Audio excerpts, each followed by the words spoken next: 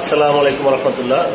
আমরা আসছি মিরপুর ক্যান্টনমেন্ট বোরহানুদ্দিন জাভেদ ভাইয়ের এখানে।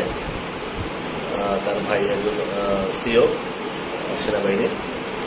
তো এখন আসছি সেনাবাহিনীর গেস্ট হাউসে, অফিসার গেস্ট।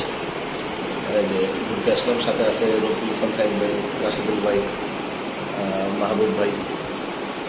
একটু পরে আমরা গরুর মাংস দিয়ে খিচুড়ি খাবো ইনশাল্লাহ। দোয়া করবেন আপনারা। আসসালামু আলাইকুম।